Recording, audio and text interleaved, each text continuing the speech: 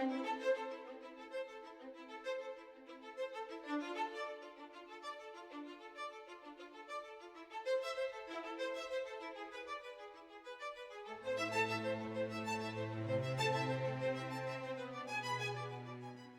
good day, everybody, and welcome to Doc Talk.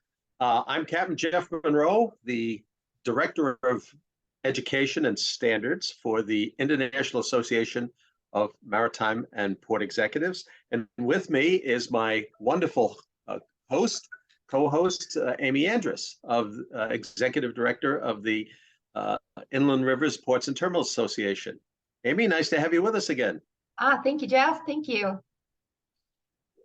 Beautiful day here in the South, and I tell you, it's nice to be in better weather for a change. You know, as much as I love the state of Maine, every once in a while it's nice to get south, visit family and everything. So great to be here. It's been an interesting week again, and we continue to watch everything that's going on. And you know, what I find fascinating about the movement of cargo is that we are now looking at what's happening with the National Retail Federation. What they're saying basically is that there's going to be a drop off in commodity purchases, that people have built up a great deal of debt. So we're going to see that having an impact on the international container trade.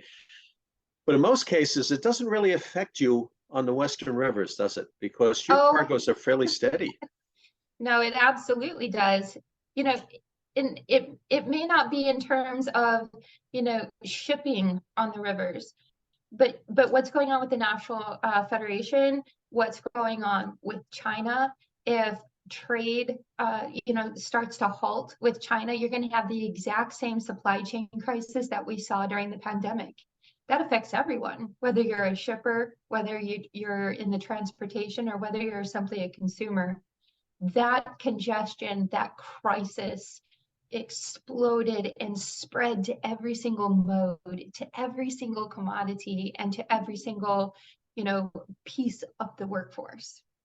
Yeah, I have to agree. And I think that in many cases, what we do is we see the commodity products, you know, what's shipped in containers, automobiles, things like that, that they fluctuate with the economy, right? Whereas, you know, things like the more steady cargoes, like the dry bulk and the liquid bulk, remain relatively steady. It's a point we always try to make with the ports, that you really want to diversify your economic mix as much as possible.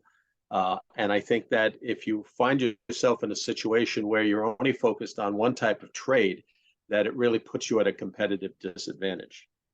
Not just your commodities, diversifying your portfolio within different sectors of the river, right? So we look at, you know, residential, tourism, freight, cargo, transload, diversifying the commodities that you handle, but also diversifying the activities that either your region, your port, your terminal offers is crucial as well.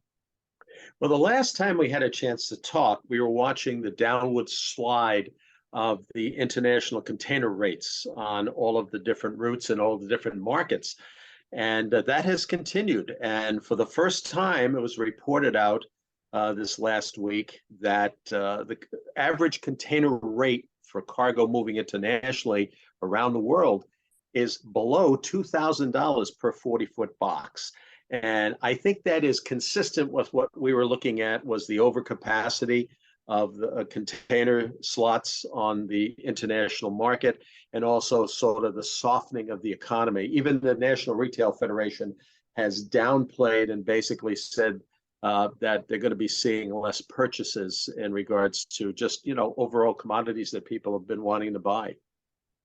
Well, one of the things that I think is going to work to our advantage now that we're seeing a decrease in cargo, and also it's been projected that we're going to see a decrease in the amount of cargo, certainly moving across our coastal docks, is our opportunity to now invest in our port infrastructure.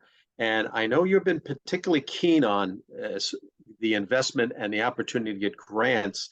We have a whole pile of new grants that have been introduced. But the deadlines are coming up quickly, aren't they? They sure are. So just yesterday, you know, Maritime Administration, MARAD, re-released a notice of funding opportunity for the Port Infrastructure Development Program, the PIDP. The application submission date on that one is April 28th. And so I was, kind of curious as to, why they would re-release that. It looks like there might have been some changes to the definitions of, for example, there's $165 million set aside specifically for, those small projects. From what I can understand in looking at the new notice that was filed yesterday, it looks like the definition of a small project is now a small project at a small port. Whereas I think last year it was more of just a small project, right?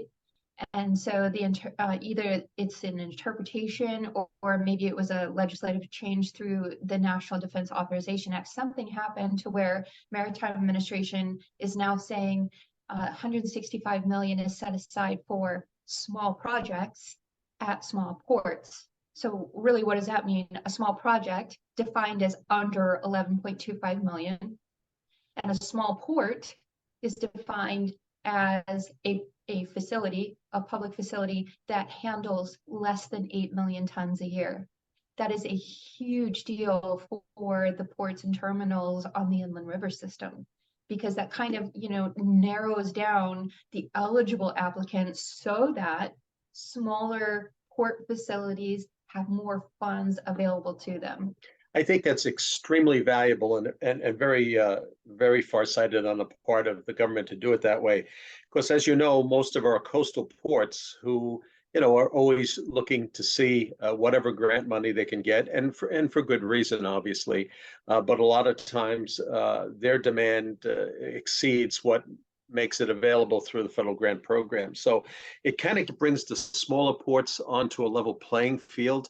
And I think the critical element here is that big ports understand how to do this. The big port authorities, right. They know the processes, right? I think our littler ports need to understand that, a grant is won, all right, by the quality of the narrative, that they're able to talk about, why this is essential to the port, right? And they honestly, they need some help.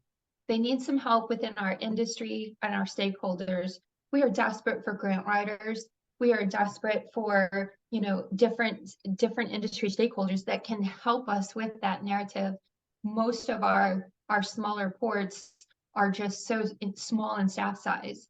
They're wearing multiple hats and doing different things within their ports, and to dedicate the time, the resources to write a grant application, we need more grant writers. If you know of any, send them my way. Yeah, I think this is something that the states can take a much more dramatic hand in, to participate and to collectively work with the ports within the state.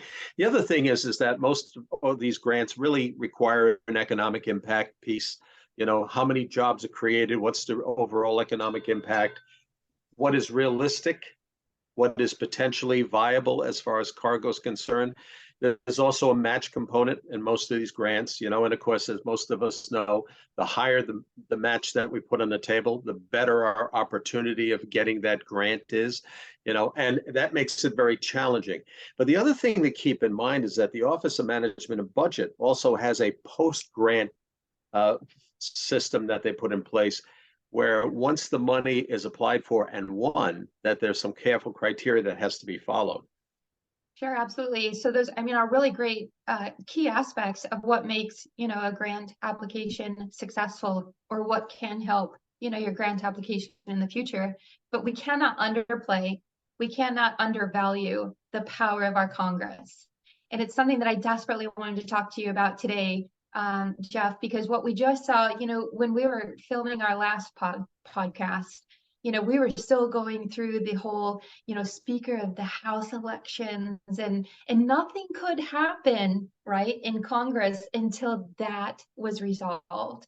So finally that is resolved, and we've gotten into, committee assignments, the different committees within our Congress that have the legislative authority and direction for any type of operation and maintenance, any kind of grant or funding, assistance programs, that all goes through committee. So now we finally have our committee assignments. And why I think this is so important, and what makes the congressional aspect important to a grant application, is getting the support of your congressman or your senator within your district and or your state, and have their support within the realm of the grant application, right? Yes, and to get in there early, because as you know, with the infrastructure grants, there are a lot of people who, a lot of our DOTs, state DOTs, are putting in for grant money as well for roadways and for other aspects. And the bottom line is that you find yourself within the state, part of the state is competing for roadway money and part of the state is competing for port money. So the sooner you can get to that, your delegations, the sooner you can work with your DOTs and get the message across to them that this grant is essential for them and that they need to apply for it, and also get the help. A lot of our DOTs and our state economic development groups have got a lot of this information already available. It's just collecting and putting it together. And then getting it into the application process. Also, too, there's more money on the table through the grant process for emissions, particularly from trucks. To in essence allow for the creation of systems that would allow the truck drivers to replace their aging engines and stuff, and to reduce pollution as well. So it's even within the grant process, there's competition within those elements. So the key factor, I think, and correct me if I'm wrong, but it's really about defining what you need, making sure it's ready to go, putting together a good narrative, showing the economic impact, making sure you coordinate with your congressional delegation as well as with your other state departments, making sure that you understand what you have to go through to get the grant, getting your match and stuff in place. I think if you follow all those steps carefully, right, that your success rate of getting a grant is much better. Well, don't forget the shipper, right? Coordinating with your political, community is crucial, right? But also coordinating with your shippers. Let your shipper, the owner of the commodity, say you're applying for a grant application to increase your throughput of fertilizer, right? Having the owner, the shipper of the fertilizer come through with a letter of support that says, golly, if the port were able to acquire the federal funding assistance, this would increase our business by whatever, or we could increase our job opportunities by, whatever. The shipper has a lot of power there, has a lot of play and influence on those grant applications too. And I honestly feel like that's one of the things that is often forgotten in our grant applications. Yes, I absolutely agree with that. Please don't forget to reach out as much as you can to your shippers and to the carriers that serve your port, whether it be a tug and barge line, or an ocean carrier, whatever. These things are important elements to make sure that access is in place. It's always intriguing that sometimes Congress gets diverted.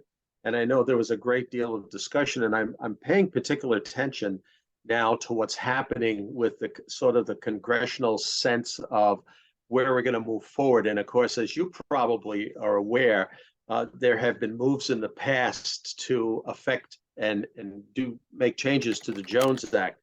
And for those of you who don't know what the Jones Act is about, this is a protectionist piece that was put into place for the maritime industry back in the 1920s. And basically it says that if you're moving passengers or freight back and forth between U.S. ports, it has to be on a U.S. built, U.S. flag, U.S. crewed vessel. The U.S. built portion of it is kind of interesting, all right? Makes it a little bit unique because in most cases you don't see that, but every other maritime nation in the world has this.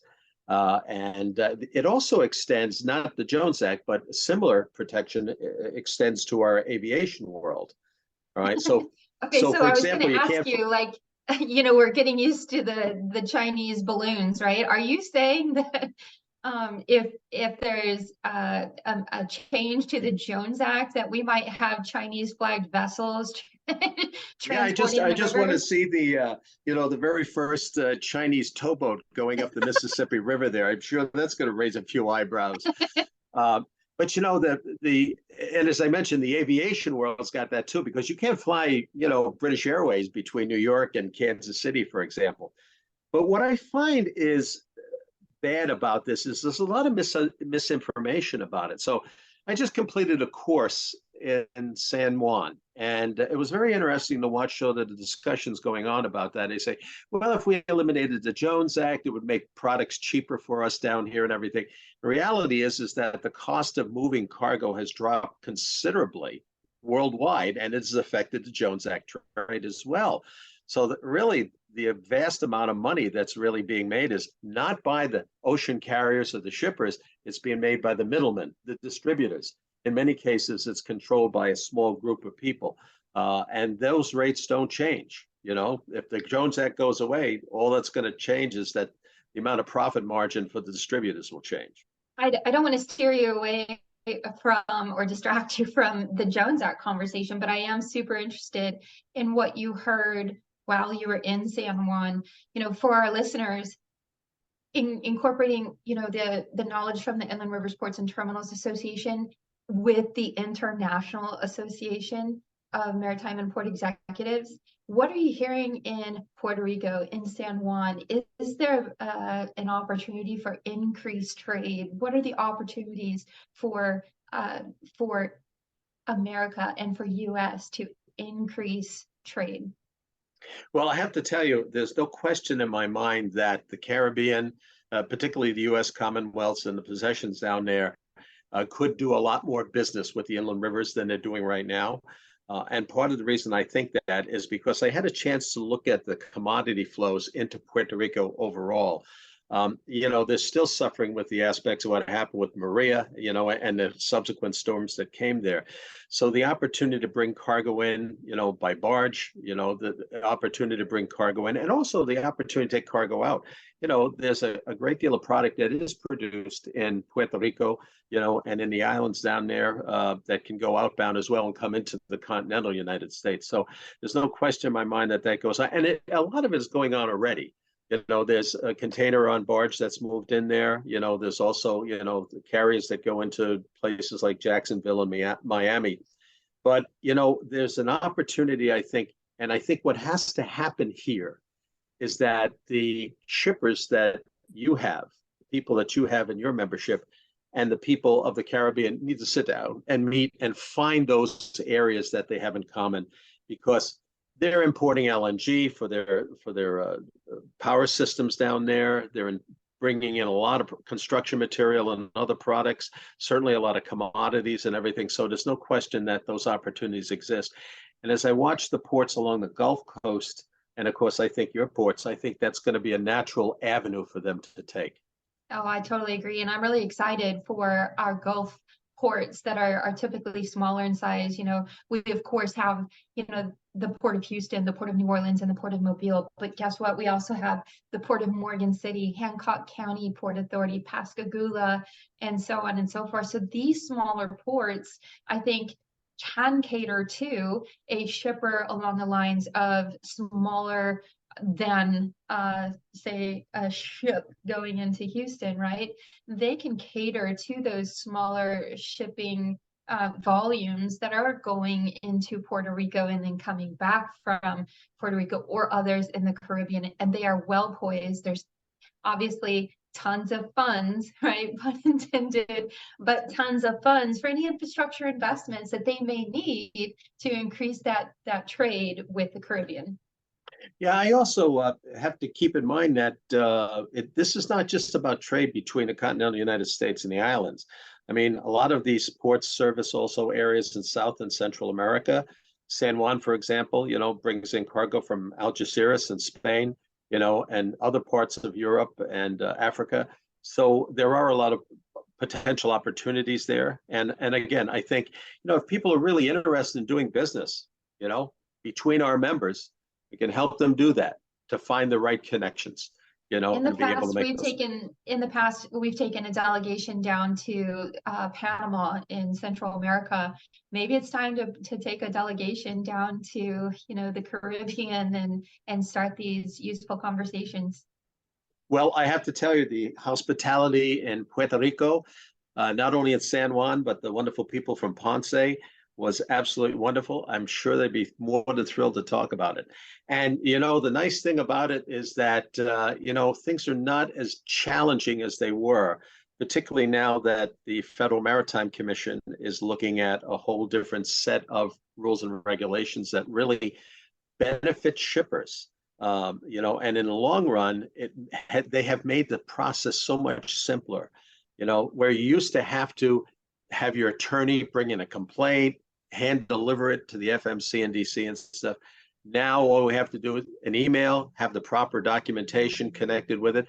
Do you know that the FMC has seen over $700,000 in return fees to shippers because they have resulted in detention and demurrage charges that were unwarranted? And this is such a controversial, discussion. I hear you and your perspective regarding these FMC, kind of guidelines, right? This expanded regulatory arm now of FMC, almost kind of in a positive tone, right? That they're making it easier for shippers to bring forth some of their concerns. Our colleague Joanne, which I hope we can attract her to join us on a podcast, brings a totally different perspective to that conversation, and more so in tone. So I would love to bring her in at some point because I think she brings more of what those expanded regulatory aspects mean to the actual transload facilities, to the marine terminal operators, and to those ports. So controversial, but you're putting a good spin on it. Well, but it's incumbent, as I've often pointed out, marine facilities are part of an international system, both your facilities on the domestic side as well as the international side. And it's really incumbent upon us as port and terminal operators to make sure that we're efficient. And the bottom line, if we're causing people to incur costs because we can't get them out the gate because we have excessive dwell times and stuff like that, well, then shame on us. We need to fix that. All right. So we certainly see that, in many cases, some of this is a knee-jerk reaction. But the reality in all of this is that it has also benefited the carriers for many, many years by making the whole complaint process very complex. And I think now that it's simplified, it'll work its way out, And of course, the FMC, what goes on with the FMC doesn't really impact a lot of your shippers on the Western rivers because they're mostly handling domestic cargo. But a lot of your members are also handling international cargo. And that's something that they have to be aware of. And so you're right about that. And I think for our listeners' benefit, what's not necessarily crazy about that, but what's ironic about that is we can have, say, a port or a terminal in St. Louis that is, shipping our soybeans and grains out internationally, right? That cargo is an international cargo, but because it's originating, say, in St. Louis, and it's transloading maybe in South Louisiana, at the port of South Louisiana, it's considered a domestic cargo, right? The international portion and the international shipping aspect of it would be port of South Louisiana to that other country. So it's just kind of ironic. And it will have an impact, obviously. And I'm going to be interested in seeing what happens now that things have kind of changed around. For a number of years, the Port of South Louisiana was the largest tonnage port in the Western Hemisphere. And then during COVID, a lot of things that had cut back and stuff like that. And Houston took the reins, as the largest tonnage port. And now I'm going to be interested in see if South Louisiana gets that back. They have a great new director there. Yeah, we're coming back with Paul's leadership. We're coming back. Yeah, so it's going to be fast. I'd like to see that again as it comes to fruition. So, well, there's certainly a lot of things going on a regular basis that impact both the international and the domestic world. As I pointed out in our last conversation, that international cargo takes a huge amount of attention of the public, but it only represents 10 to 12% of all the cargo that moves within the United States. So it'll be very interesting to see what happens. And as we continue to look at and continue to report on it, I think it'll be very valuable to those who listen to our podcast to understand at least what's happening. So I think the things that we can leave with folks for right now is the biggest focus, I think, is the grant program. And I have to give them a great deal of credit for what's happening. Let's hope that it doesn't get gummed up, in Congress. Not to say that Congress gums things up at all, right? But let's hope that all of this is going to work. But if you're planning on putting in for a grant, small port, big port, doesn't make any difference.